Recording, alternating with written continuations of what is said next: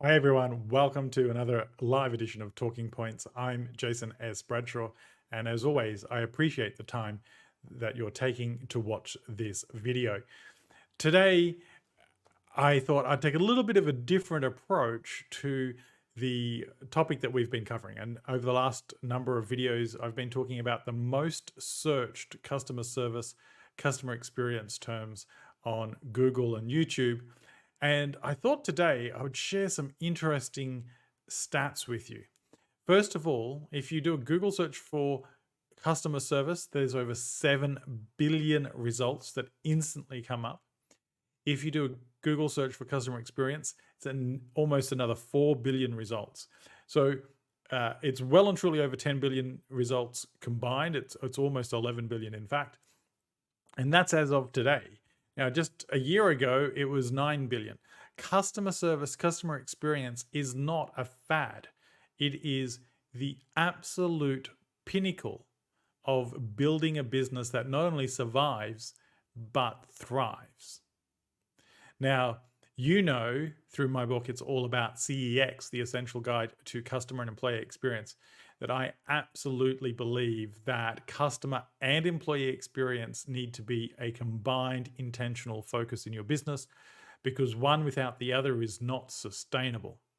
However, let's stay on topic today, customer service and customer experience. Now, why did I decide to make this slight change in today's video?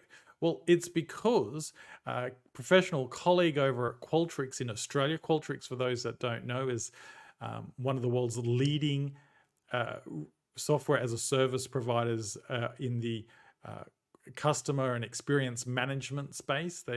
Their platform allows organizations of all sizes to understand how their customers, their employees, how their products are performing, how their brand is perceived and loved or otherwise. The company has a phenomenal growth story. I have been a customer of theirs for a very long time and absolutely have loved their product.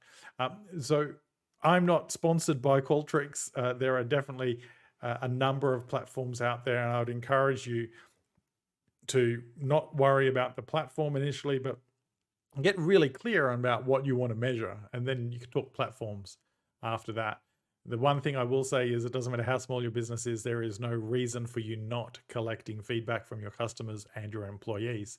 However, today, a professional colleague at Qualtrics Australia shared some research in the Australian market that showed that bad customer service costs Australian businesses $74 billion annually. And that's just astonishing. Even if your product margin, your net product, your gross product margin even is 20%, that's $14 billion of gross profit Australian businesses are giving up. I'm just astounded that businesses in 2024 are prepared to lose that amount of money, despite the fact that it is much easier to implement and maintain an intentional focus on delivering customer service, delivering customer experiences that matter. Now, interesting stat here, bad customer service costs $74 billion annually here in Australia in lost revenue. Now, I make the distinction here. Customer service is just a transactional part of the customer's experience. So the real impact on not focusing on customer experience is likely to be significantly higher than that. But it made me wonder, has Qualtrics done this research in a global sense? Because I know Forrester has, and I've often quoted Forrester data, and yes, they have. At a global level, from a bad customer service perspective, the Qualtrics research from the Qualtrics Institute has found that $3.7 trillion annually is basically lost through bad customer service. Now, that's a big number, and it's not a number that most of us have to think about each day. But the clear message is people are interested in customer service. They're interested in great customer service. Companies of all shapes and sizes in every industry benefit from delivering a consistent, loved customer experience and improving it over time, even if they are currently top of the pops. And that when they do so, those businesses outperform their competitors.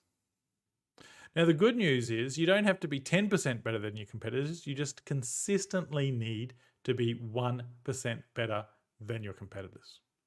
So if your business isn't measuring how your customers believe the service experience with you is, how they rate their customer experience with you, then now is the time to start.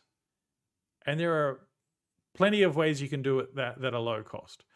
But if you don't understand why your customers love you and why they don't love you, then you are a victim of giving up revenue and profit because you were too lazy to ask the question and then do something about the feedback.